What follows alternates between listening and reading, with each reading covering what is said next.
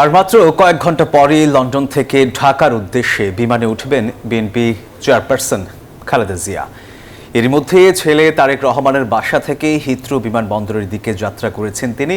বাংলাদেশ সময় সকাল 9টা 10 বিশেষ এয়ার অ্যাম্বুলেন্সে ঢাকার উদ্দেশ্যে রওনা করবেন। হযরত শাহজালাল আন্তর্জাতিক বিমানবন্দরে অবতরণ করবেন কাল সকাল 10:30টায়। দলীয় প্রধানকে স্বাগত জানাতে এরই মধ্যে সব প্রস্তুতি শেষ করেছে বিএনপি। এসএসসি পরীক্ষা ও জনভোগান্তি এড়াতে নেতাকর্মীদের ফুটপাতে অবস্থান নেয়ার নির্দেশ দিয়েছেন বিএনপি মহাসচিব মির্জা ফখরুল ইসলাম। সাইফুল ইসলামের রিপোর্টে দেখুন বিস্তারিত।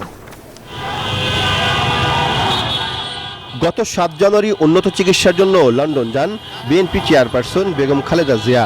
আগের চেয়ে শারীরিকভাবে সুস্থ হয় 4 মাস পর দেশে ফিরে আসছেন তিনি। কাতারের আমিরের দেয়া বিশেষ এয়ার অ্যাম্বুলেন্সে মঙ্গলবার সকাল 10টায় হযরত শাহজালাল আন্তর্জাতিক বিমানবন্দরে অবতরণ করবেন বিএনপি চেয়ারপারসন। তার সঙ্গে আসছেন 2 পুত্রবধূ, বিএনপির ভারপ্রাপ্ত চেয়ারম্যান তারেক রহমানের স্ত্রী ডাক্তার জুবাইদা রহমান ও প্রয়াত আরাফাত রহমান কুকুর স্ত্রী সৈয়দা শামিলা রহমান। বেগম খালেদা জিয়াকে স্বাগত জানাতে ইতিমধ্যে সব প্রস্তুতি সম্পন্ন করেছে বিএনপি। শৃঙ্খলা রক্ষায় অঙ্গ ও সহযোগী সংগঠনের জন্য স্পট ভাগ করে দেওয়া হয়েছে। বিমানবন্দর থেকে খিলক্ষেত পেরিয়ে কাকলি মোড় হয়ে গুলশান 2 দিয়ে ফিরোজায় প্রবেশ করবে বেগম জিয়ার গাড়িবহর। বিমানবন্দর থেকে লা মেরিডিয়ান হোটেল পর্যন্ত রাস্তার দুপাশে অবস্থান করবে ঢাকা মহানগর উত্তর বিএনপির নেতাকর্মীরা। লা মেরিডিয়ান হোটেল থেকে খিলক্ষেত পর্যন্ত ছাত্রদল, খিলক্ষেত থেকে হোটেল রেডিসন পর্যন্ত যুবদল, হোটেল রেডিসন থেকে আর্মি স্টেডিয়াম পর্যন্ত ঢাকা মহানগর দক্ষিণ বিএনপি। এরপর বনানীর কবরস্থান পর্যন্ত স্বেচ্ছাসেবক দল, বনানীর কবরস্থান থেকে কাকলি মোড় পর্যন্ত কৃষক দল অভ্যর্থনা জানাবে। কাকলি মোড় থেকে গুলশানের বাসভবন পর্যন্ত বাকি পথে থাকবে শ্রমিক দল, ওলামা দল, মুক্তিযোদ্ধা দল সহ বিএনপির অঙ্গ ও পেশাজীবী সংগঠনের নেতাকর্মীরা।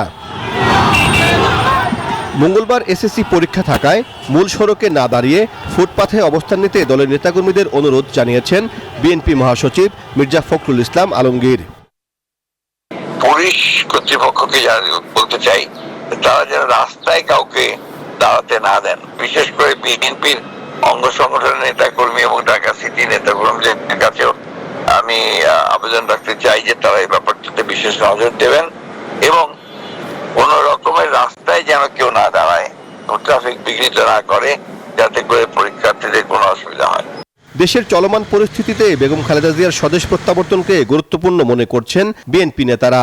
দেশনেত্রী বেগম খালেদা জিয়া চিকিৎসা শেষে আবার মোটামুটি সুস্থ শরীরে দেশে প্রত্যাবর্তন করছেন। এটা বাংলাদেশের মানুষকে গণতন্ত্রের উত্তরণের পথে সাহস, নির্দেশনা এবং মানুষের মধ্যে একটা আশা জাগাবে।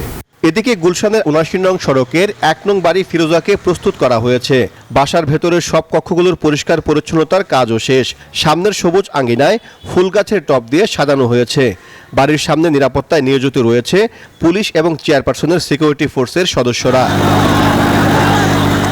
2018 সালে শেখ হাসিনা সরকারের আমলে দুর্নীতি দমন কমিশনের দায়ের করা মামলায় গ্রেপ্তার হয়ে পুরান ঢাকার কেন্দ্রীয় কারাগারে বন্দী ছিলেন বেগম জিয়া।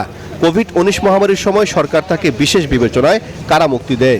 গত বছরের 5 আগস্ট ছাত্র জনতার অভ্যুত্থানে আওয়ামী লীগ সরকারের পতনের পর রাষ্ট্রপতির এক আদেশে স্থায়ীভাবে মুক্তি পান বেগম জিয়া। সাইফুল ইসলাম, নিউজ 24, ঢাকা।